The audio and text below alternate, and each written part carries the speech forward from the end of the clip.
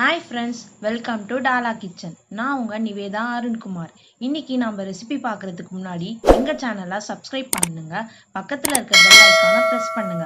அப்பதான் எங்களோட வீடியோஸ் உடனுக்குடன் உங்களுக்கு தெரிய வரும். இன்னைக்கு நம்ம ஒரு ஹெல்த்தியான சூப்பர் ரெசிபி பார்க்க போறோம். என்னன்னு தானே பாக்குறீங்க? சந்தமம். அது எப்படி செய்யறதுன்னு பார்க்கலாம் வாங்க.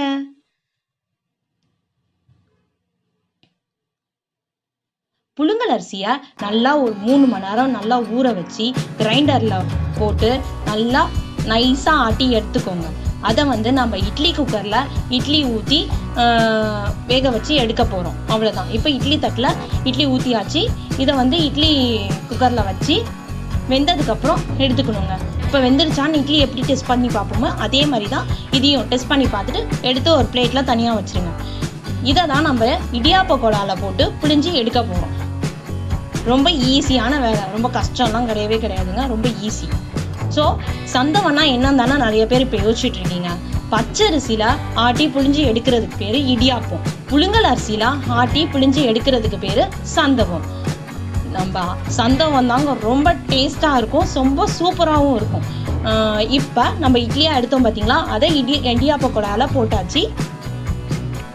அதை இப்போ பிழிஞ்சு எடுத்து காட்டுறேன் பாருங்க. எவ்வளோ சூப்பராக நம்ம சந்தவம் பாருங்கள், அட்டகாசமாக வந்துட்டுருக்கு. ரொம்ப ஈஸியான வேலைங்க, ரொம்ப கஷ்டமே கிடையாது. நீங்கள் அடிக்கடி வீட்டில் செய்ய ஆரம்பிச்சிட்டிங்கன்னா எல்லாருமே விரும்பி கேட்பாங்க. ரொம்ப பிடிக்கும், எல்லாத்துக்குமே ரொம்ப பிடிக்கும். ஸோ இதுக்கு பொதுவாகவே இடியாப்பம்னா நம்ம தேடுறது என்ன? தேங்காய் பாலை விட இன்னும் ஒரு அட்டகாசம் சைட் டிஷ் நான் இப்போ செஞ்சு காட்டுறேங்க. ஒரு பேன் எடுத்துக்கோங்க, வெல்லத்தை போட்டுக்கோங்க, கொஞ்சம் தண்ணி விட்டுருங்க.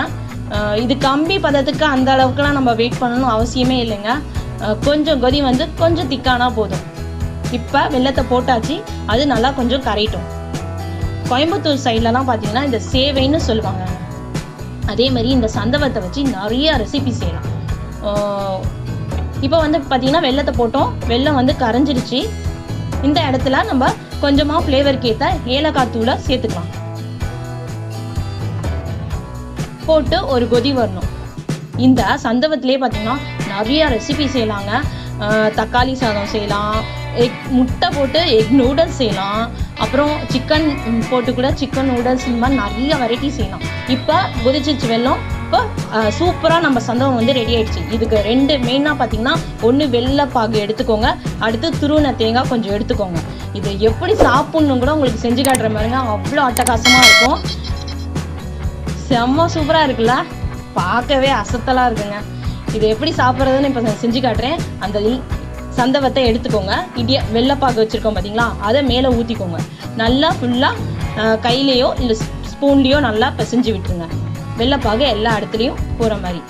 அதுக்கப்புறம் துருவனை தேங்காய் வச்சுருக்கோம் பாருங்க, அதை மேலே அப்படியே தூவி விட்டு சாப்பிட்டு பார்த்தீங்கன்னு வச்சுக்கோங்களேன், அட்டகாசமாக இருக்குங்க. அவ்வளோ சூப்பராக இருக்கும். குழந்தைங்கள்லாம் விரும்பி கேட்பாங்க.